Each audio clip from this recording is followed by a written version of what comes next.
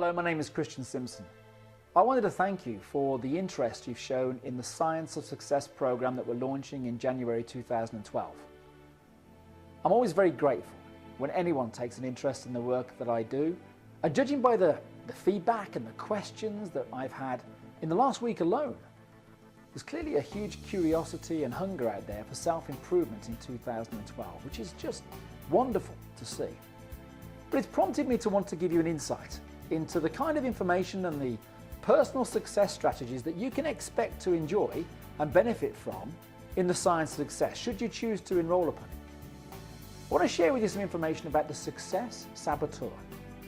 Do you know, some years ago, the Masters of Science and Psychology came together and they identified the one primal cause of success and failure in a human being's life.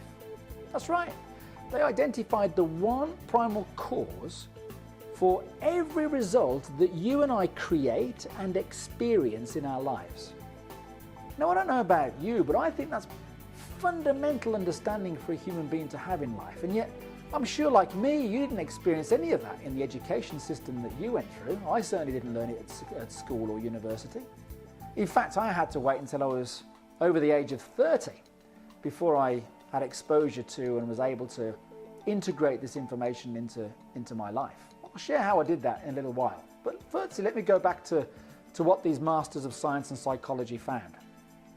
They discovered that it's our hidden self-image that creates every result in our lives. Now, what do they mean by hidden self-image? Well, literally, it's how you see yourself in every aspect of your life, from your relationships to your finances, to your health, both physical and intellectually and spiritually, your health and your growth, every aspect of your life. And fundamentally, it's not how you see yourself day to day and in the mirror, it's how you see yourself deep inside your psyche. I'm talking about how you see yourself at the level of your beliefs. You see, here's an interesting fact that very few people realize. The results that you experience in your life, you are constantly in the creation of producing. That's right, because if you have a look at what creates your results, it's obviously your actions and behaviors that are the cause of those effects. But then you have to ask yourself, what causes my actions and behaviors? And do you know, the answer to that is your beliefs.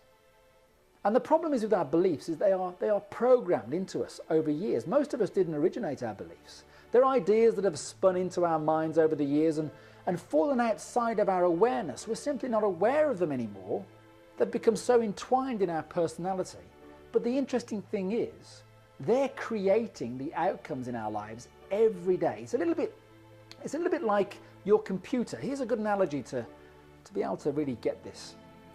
If you think about your computer, what creates the results that you get from it is not the computer itself, it's the programs that are running on that computer.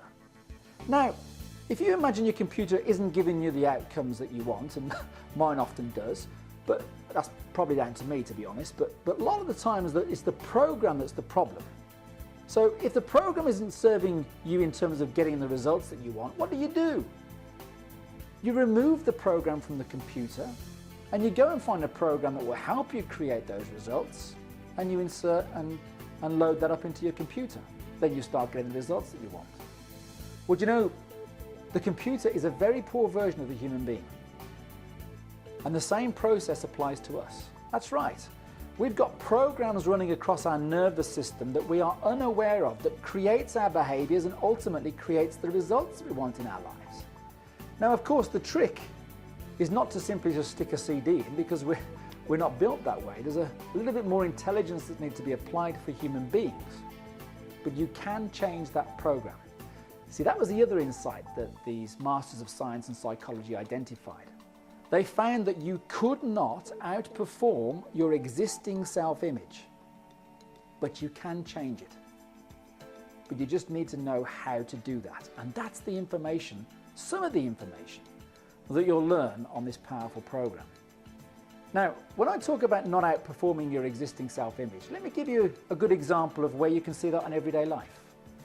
We're about to come up to a new year, and January is always the time of year where there's hordes of people start joining health clubs and gyms in order to live a far more healthy life. That's a great thing to do. But the interesting thing is that the percentage of people that are no longer there by the middle of February is huge. They fall away, they no longer go. They had the best intentions to change, but they didn't change in the end. Why? Because they didn't change their self-image. You see, you can't outperform it. You can make some steps to change it and it will allow you to go a certain way, but it will draw you straight back to your existing results. You have to change inside before you can change on the outside. That's the law of cause and effect. Now let me share with you very quickly how this has had a profound impact on my life from two aspects, both my personal and my professional life. Firstly, let me start with my health. When I first found out this information, I was clinically obese. I was huge. My friends used to say I had my own climate. That was nice, wasn't it?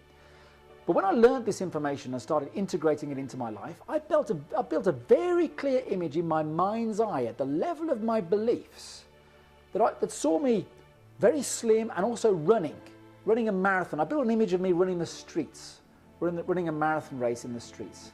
And you know, a year later, I'd lost 84 pounds and I successfully completed the New York City Marathon.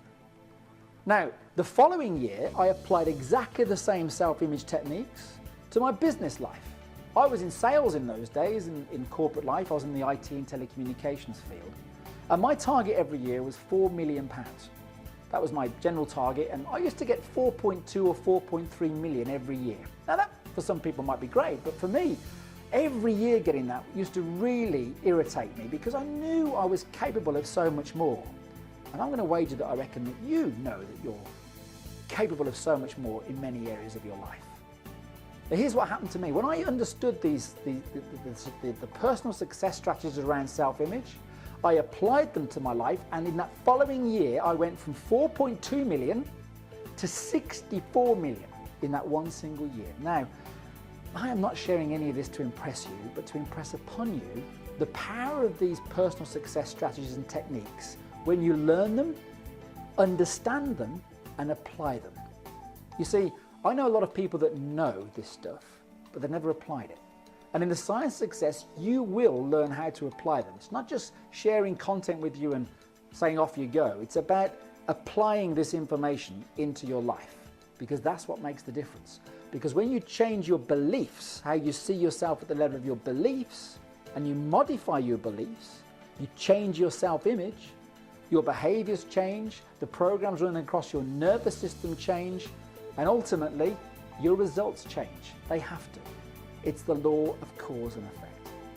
I hope that's given you some insight, and I look forward to sharing some more with you shortly. But thank you once again for your interest in the Science of Success program. Bye for now.